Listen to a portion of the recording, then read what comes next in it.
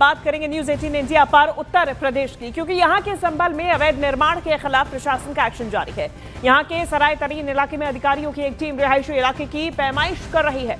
बताया जा रहा है कि यहां करीब 5 बीघा जमीन में फैले 40 से 45 रिहायशी मकानों की नाप जोख की जा रही है। पैमाइश की प्रक्रिया के दौरान अधिकारी घर घर जाकर जमीन और निर्माण से जुड़ा ब्यौरा जुटा रहे हैं। देखिए, अचानक हुई इस कार्रवाई से इलाके में भी हड़कंप मच गया है। प्रशासन की यह कार्रवाई पूरी तरह पैमाइश तक सीमित बताई जा रही है।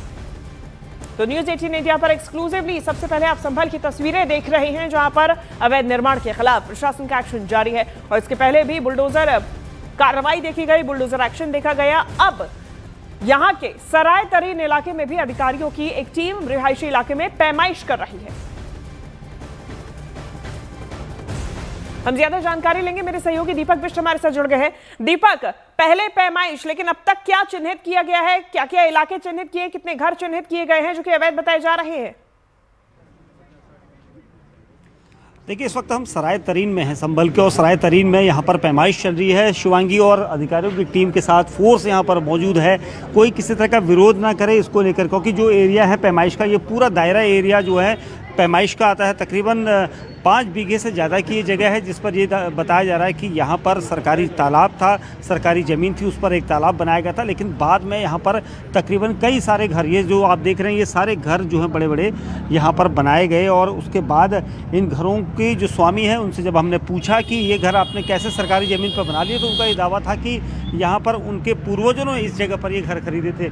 इस गली में भी मैं दिखाऊँगा, हालाँकि गली के अंदर काफ़ी अंधेरा है क्योंकि तंग गलियाँ हैं। यहाँ पर दीपक कुमार जो यहाँ के नायब तहसीलदार हैं, जिनकी अगुवाई में ये सारा काम चल रहा है, वो हमारे साथ बात करने के लिए इस वक्त लाइव जुड़ेंगे।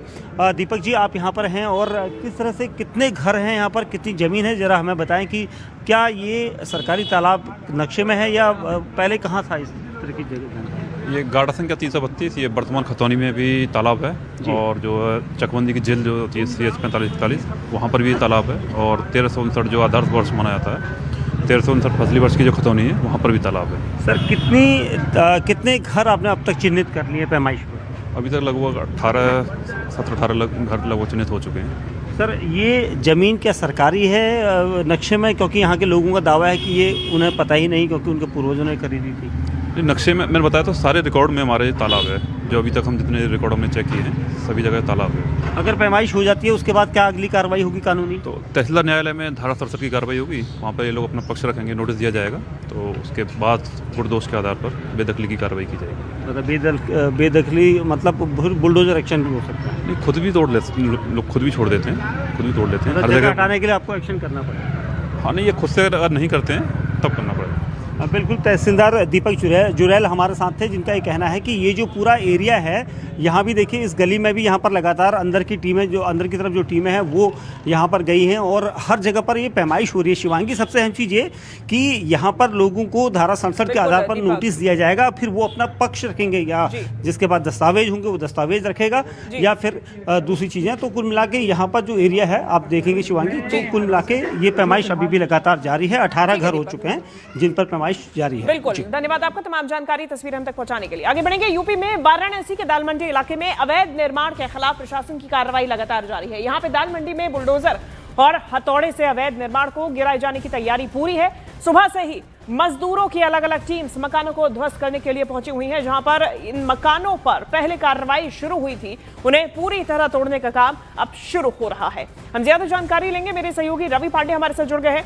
रवि, फिलहाल क्या तस्वीरें और कितने एरिया में ये कार्रवाई आज देखी जा रही है?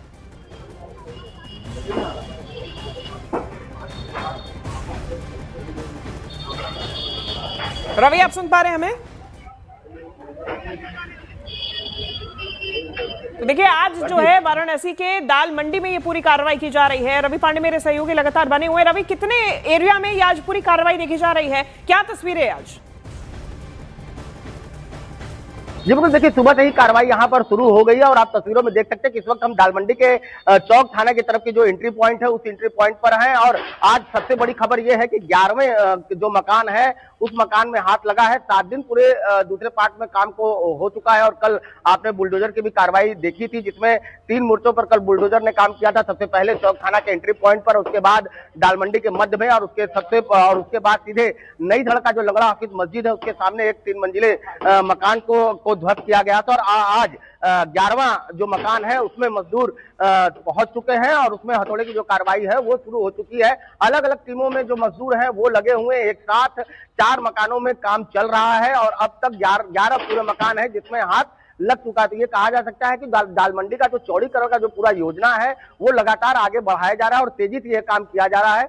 17.5 मीटर जो चौड़ा है वो दाल मंडी की गली को पूरा करना है। 650 मीटर की लगभग लंबाई है इस पूरे दाल मंडी को और इसको 17.5 मीटर चौड़ा करके एक सुगम यातायात का जो तस्वीर है, जो एक सुविधा है उसको करने की जो पूरा योजना है वो योजना की जाएगी। यह जो नई सड़क से जो विश्वनाथ मंदिर तक का जो ये मार्ग जा रहा है उसको लेकर के ये पूरा चौड़ीकरण का योजना है, ताकि जो एक ट्रैफिक की जो बहुत बड़ी समस्या हुआ करती है विश्वनाथ कॉरिडोर बनने के बाद लाखों के संख्या में जो श्रद्धालु आते हैं उनके सुविधा की चौड़ीकरण योजना लाई गई है और उसी के अंतर्गत ये लगातार ध्वस्तीकरण का जो कार्रवाई है वो किया जा रहा है। एक टारगेट के अनुसार फरवरी से मार्च तक के बीच में ध्वस्तीकरण की जो योजना है उसको आधे से अधिक कंप्लीट कर लेनी है और यही कारण है जो तेजी से जो काम है वो चालू कर दिया गया है। बहुत शुक्रिया आपका रवि, तमाम जानकारी हम तक पहुंचाने के लिए।